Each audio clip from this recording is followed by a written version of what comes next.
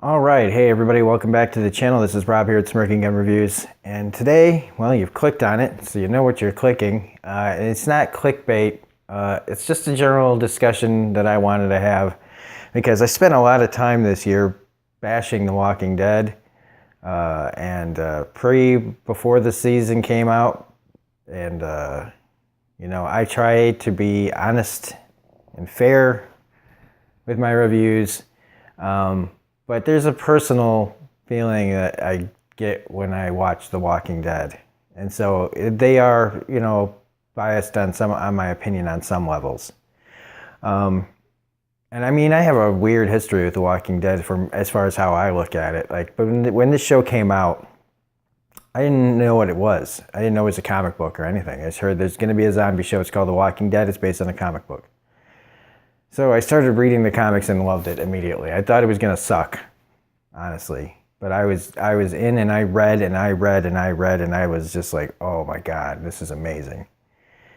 And the show came out and I was pretty happy with season one. I liked that Frank Darabont was attached. I liked that there were Frank Darabont veterans of his movies in the show. And 6 episodes and it just left me wanting more.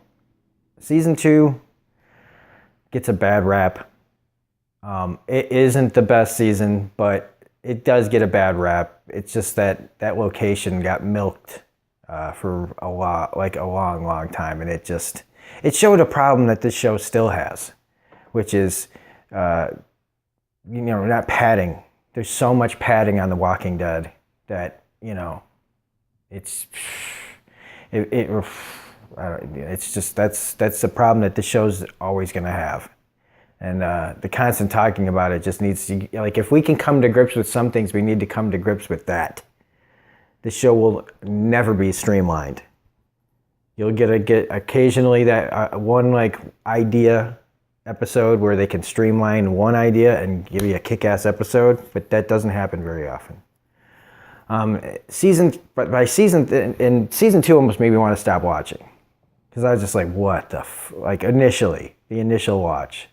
And season 3 had a lot of problems too. For everything that it got right, there was so many things that got wrong. It was just, I was so frustrated again by the end of that season. It kind of ended strong, but it also ended kind of weak too. Some of it. But then season 4 happened. And I can't remember if that's when Scott Gimple took over or not. But season 4 changed everything. And say what you will about Scott Gimple now. In the first few years of his run, he put out the best of The Walking Dead, in my opinion. 4, 5, and 6 are incredible seasons. They have their problems too. That's why people ask me, what's my favorite season? And 4, 5, and 6, man, have consistently, just as much good, more good than bad. The bad, makes you kind of question, they're all kind of have the equally amount of badness too. I don't know. But 7 and 8 get a bad rap. 8 maybe I can kind of understand, but 7 really bums me out that people don't like 7. Because just like in the book, it was a hard time to read the book. And almost secondary to that would be when they first got to Alexandria. There was so much where it was all just straight up talking conversations and no action, just internal drama, which is wasn't bad, but it was really those took the longest to read because it was just so much on the page, script wise, so they in All Out War season 7 and 8, that story can be over in that when you read it. So again, they had to pad that out. So people had a problem with the padding because they just didn't have enough story. There's just not enough story there to do it. And that's one reason I think it gets a bad rap, because they tried to make 16 episodes. So maybe they should have shrunk the season up. But then people would go, well, why did you shrink up the season? Because they don't have it, with the story in front of them on the page. coming up with a padding just for that is more than they should have to do.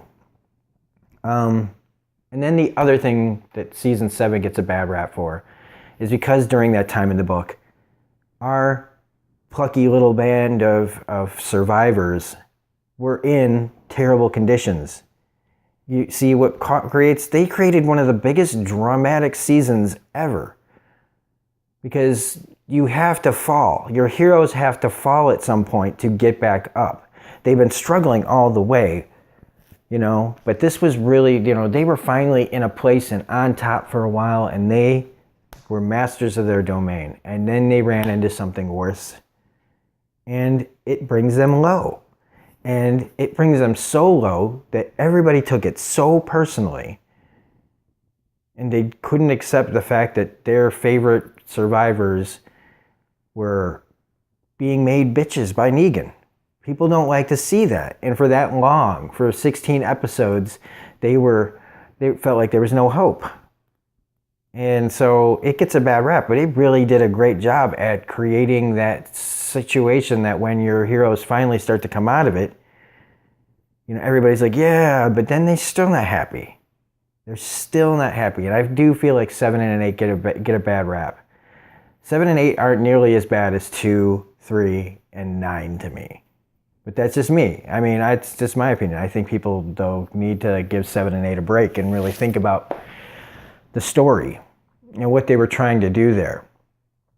And they did something really ballsy, which is, a whole frickin' 2 years of a real fight. You can't have a war without, a situation to create a war. And that's what they did. They put our heroes in the position of, we either finally have to fight and try to end this and maybe lose everything. And so in order to do that, you have to show how bad it could get. But I'm already 7 minutes in, and this is just me talking about the background so that people understand. I know this show. I've loved this show and hated this show, and I've stuck with it, and I've bashed it, and I've praised it. But like everybody is, if you've watched my season 9 reviews, I'm not a fan anymore. Like, I'm watching this out of this sick obligation because of my history with it. I kind of want to see I want to see the whole thing, how it falls. Not taking any real pleasure in it. It's just kind of fascinating. So the whole thing is when will The Walking Dead end? And I mean, the simplest answer is when the money runs out. When people stop watching enough, when people stop buying the calendars and the t-shirts and the Funko Pops and all that stuff. When the movies come out and the reviews aren't good and nobody watches them, or however AMC tries to put them out, if the response isn't there anymore, that's when it'll really end. But like, when in the story will it end? And they're going to drag out this Whisperer thing, right? We haven't even started the war. Right now it's like the Negan situation. Like, episode 15 was episode 16 of season 6. Like, we were being put in our place. We were told to do this or die. And so they're going to come back next year, and it's going to be, the Whisperer thing is going to be probably the majority of season 10. And after the Whisperer thing, here's the situation. There's a little bit of a story that leads up to, like, a bunch of just character stuff that leads to the next thing, which is the Commonwealth. And so you're thinking season 11, they're going to be, at some point in season 11, they're going to be dealing with the Commonwealth. It's not that far away. It really isn't. And if they drag the Whisperers into season 11, that'll be the worst idea ever. Because in the end, the Whisperer War kind of comes and fizzles out. And then it's just over. And it's like, oh, is that it? Maybe, you read the next issue, you go, okay, maybe it's not over. And you're like, oh, no, I think it's over. But maybe one more issue. Oh, no, it's definitely over. Now, they could be pulling some surprise in the book that they haven't, anything can happen, right? But even if they do that later after the Commonwealth, we're pretty close to catching up to the books. And it made me also think about when will the books end? Because we're at what issue 190 just came out, I think. Got it here somewhere. Oh well, issue 190 just came out, and it means that we're only 10 away from 200. And I know Walking Dead's not going to go on forever, but it is, I haven't heard how far Kirkman's going to take it. I mean, I think he said that there's an end in sight, and that he knows what it is. But I wouldn't be too surprised if it ended at 200. To be honest with you, with the way the story is right now, I kind of feel like we are in that last stretch of road for the Walking Dead comic. Maybe not. Maybe they'll just kind of reboot the story and tell it from a different perspective at a certain point and just keep going from there.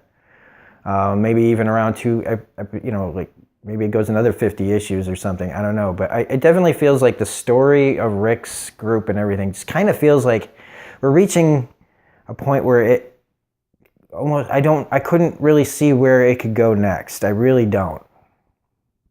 And so I figure if they go by the comic and if the interest really is falling off, so, some people really, it seems to really, season 9 really has gotten a lot of praise, way more than season 8. And I'm surprised at that with the loss of Rick. I really am. And maybe that's just a bunch of people that are afraid that their favorite show, if they don't support it really hard right now, will go away. But in my opinion, it needs to go away anyway. There's no getting around season 10. It's happening. And so if there's a season 10, they're going to try to finish out like the Commonwealth, right? So I figure season 12, for me, would be the smartest bet for them to go out on a note. Because the Commonwealth kind of gives them an out. The Commonwealth story, now even though I don't know how it ends in the comic yet because they haven't finished it, but I could definitely see it being a situation where this is it. This is where the real world stops. They stop moving, or trying to build their society. They find it and they make it Commonwealth, which is this huge, huge city. And I think that would be a great stopping point for the show, realistically. So like at the end of season 12.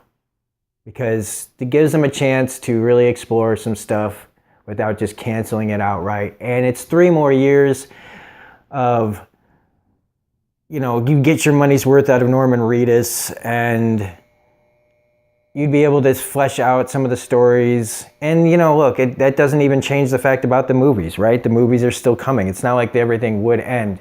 Because I definitely think that Fear the Walking Dead should probably end after this year. Because it's lived way past its expiration date. And, I don't say this because I'm just trying to be a hater. I'm just trying to say, realistically, when should this show end? So many shows stick around way too long. And while it sucks that, I wish there was more Seinfeld, they went out at the right time, that kind of situation. Now there's shows that I love, absolute favorite shows of all time, like The X-Files. But looking back on it, did it stick around a little too long? Fucking A, yes. And should it ever have been rebooted? It should have been rebooted. Just not the way it was.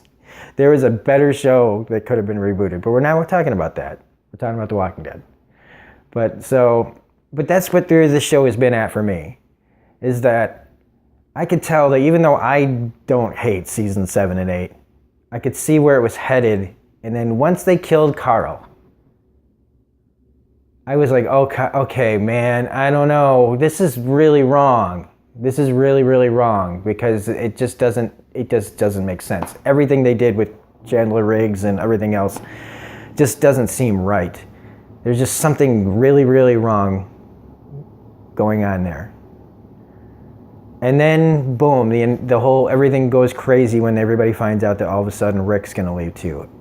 Both of those people, Chandler Riggs was about to be signed to a 3-year contract, and Andrew Lincoln himself said that he was ready to keep going for forever, it sounded like.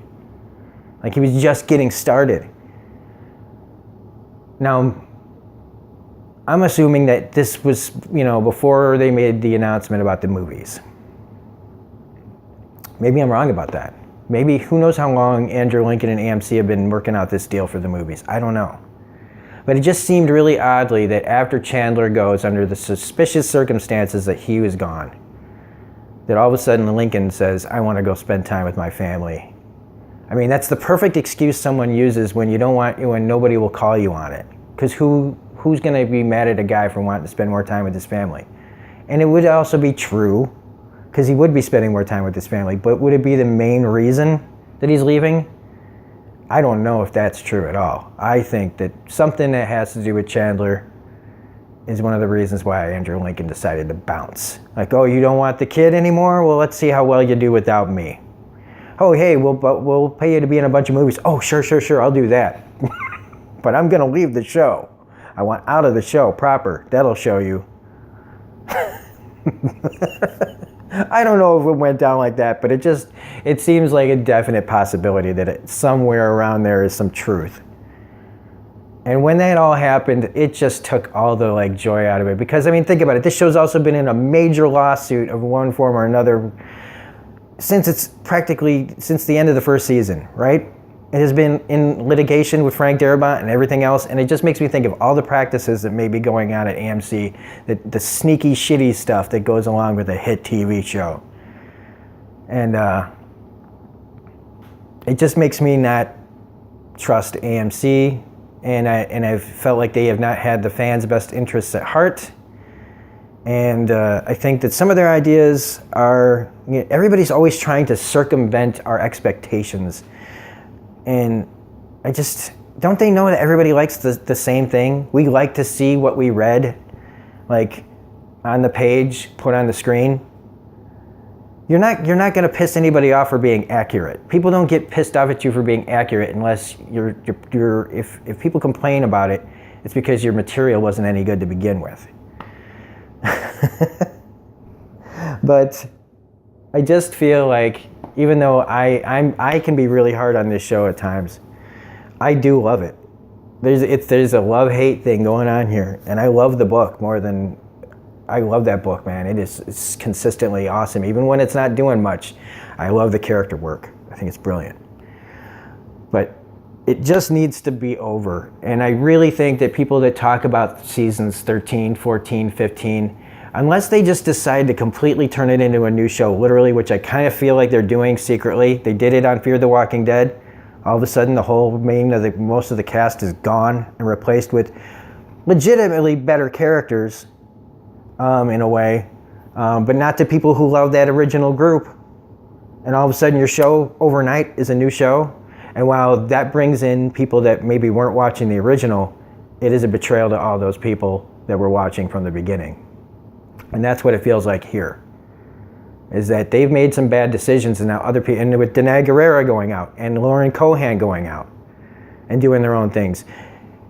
I don't think it's just money that's making people leave and other opportunities. I think everybody likes to sit, have those excuses to throw out there so that they don't have to say what's really happening. It's nice to have, people wanting you for other projects. That way it gives you an out where you don't have to be nasty. But I'll say it, I'll say it, for them, even if it's not necessary. And that's why it needs to end. But it won't. We've still got at least 3 more years of this. And kicking and screaming, I will still be watching. Whether I'm going to review it every episode anymore, I don't know. Because I just don't feel like spending 40 minutes, watching the show and not liking it, and then spending a half an hour making a video about how I didn't like it, and then waiting for that to upload and watching it so that I can see if it's all right. So now I've watched it multiple times, you know what I mean? And there's other things that I would love to do for the channel. But I just wanted to talk about this, for anybody that really wants to know, when should it? Let's talk about this. Put it in the comments section. When do you think it should end?